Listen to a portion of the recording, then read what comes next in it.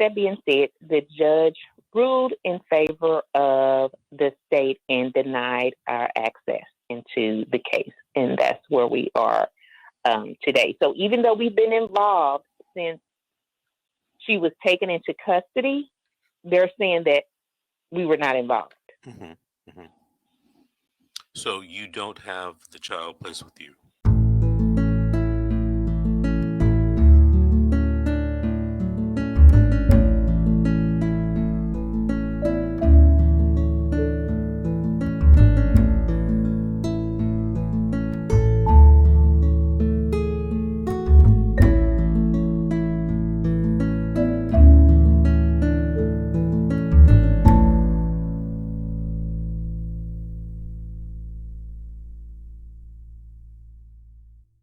Davis. And before the break, we were talking to Tanya and Chris. They have a case in Alabama in Georgia, where they're trying to get their, I believe, nephew out of foster care placed with them. Tanya, still there? Yes. Okay, go ahead. Pick up the story where you left off. So we went to court in December, and the judge was asking the attorney for her witnesses or whoever she was going to bring forth. Once she said who we had, the state's attorney, the DCS attorney, filed a verbal motion to have our motion dismissed based on a form that should have been filed with the motion. Now, this motion was originally filed in 2020. It was heard and the judge ruled on it in 2020. We went in June. It was supposed to be heard again. Now, all this time, this form hadn't been filed. Now, all of a sudden, they want to file a motion to have it dismissed because of this form. So our attorney was saying, one, they disagree with him filing a verbal motion because it didn't give them time to respond to that motion. But two, she did not have all the information because she was depending on what the state would give her. That's the only way she can get information on the case, since we were not parties to the case, is via the state. And the state didn't give her all the information. With that being said, the judge ruled in favor of the state and denied our access into the case. And that's where we are today. So even though we've been involved since she was taken into custody, they're saying that we were not involved. Mm-hmm. Mm-hmm. So you don't have the child placed with you, basically, right? We do not. Okay. Have you appealed that judge's decision?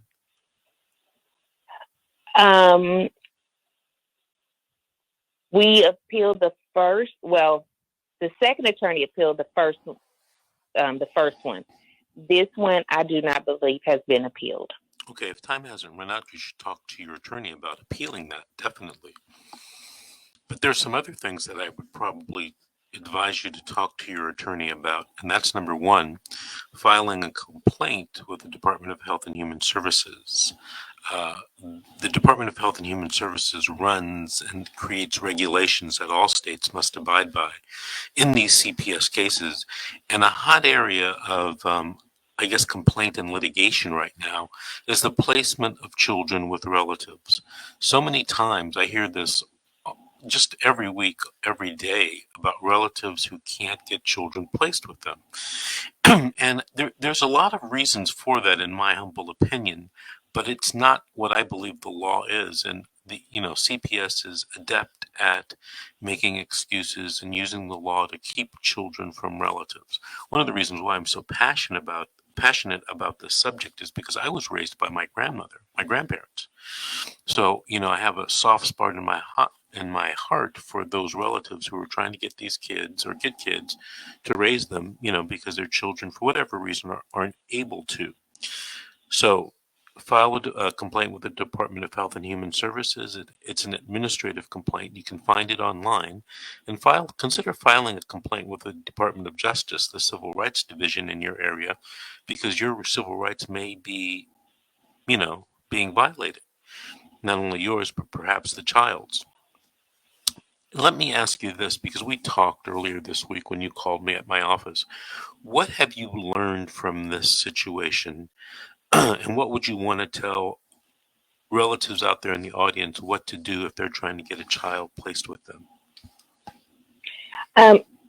One, I would tell people first and foremost, even though I feel that you should not have to when your relative is stepping up, the first thing I would tell them to do is to retain an attorney, someone to help them fight. The second thing I would tell them to do, which luckily my husband and I did, make sure you document every form of communication. If you speak with that social worker or whoever you speak with on the phone, follow it up with an email so you would have written documentation.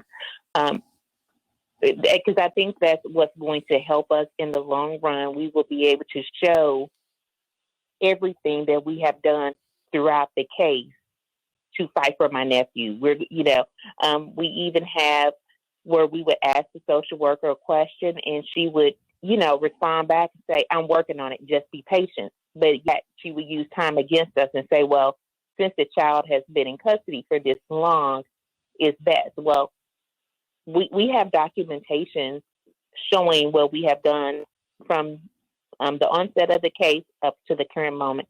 So I would definitely tell people to retain an attorney, even if you feel like you don't need one. It's best to get one in the beginning versus at the end. To keep records of all phone conversations and fight not to. In our case, the foster parent was our supervisor. They were the ones that would supervise our visitations. Fight not to have that done, because then that leaves room for false allegations that you then have to go back and prove are not true. So that's what I've learned in this case, and I would say never give up. Mm-hmm. You know what? That's very astute of you, the things that you mentioned, because it's things that I have told people, over the years. And a lot of times people think that I'm being a bit alarmist by telling you, talk to an attorney, by telling you, keep track of everything, write down everything, send your confirming emails. This week, a grandmother called me. And she's in the same position you're in, and she's trying to get her grandchildren placed with her. But here was her scenario. They contacted her at the very beginning to take the children. And she thought, without talking to anyone, that, number one, if she took the children, that it would prevent the mother and father from getting the children back, or be a hurdle that the parents would have to jump in order to get the children back. Number one, that's a false assumption. Number two, she said that she was in the process of remodeling her house and couldn't take the children right then and there, but told the social worker she'd talk to her family and, she'd get back to her in about a month.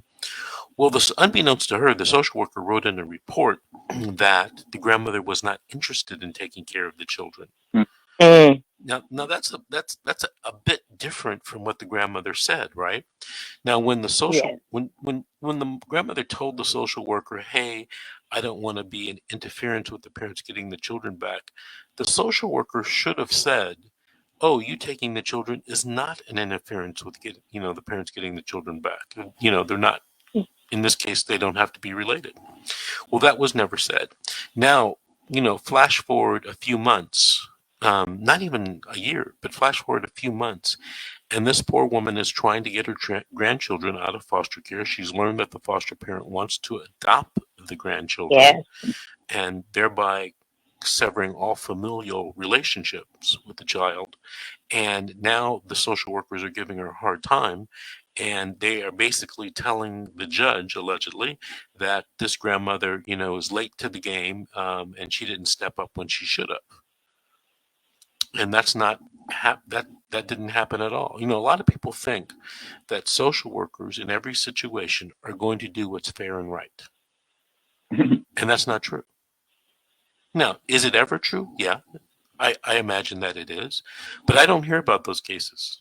because social workers following the law, people don't need to call me.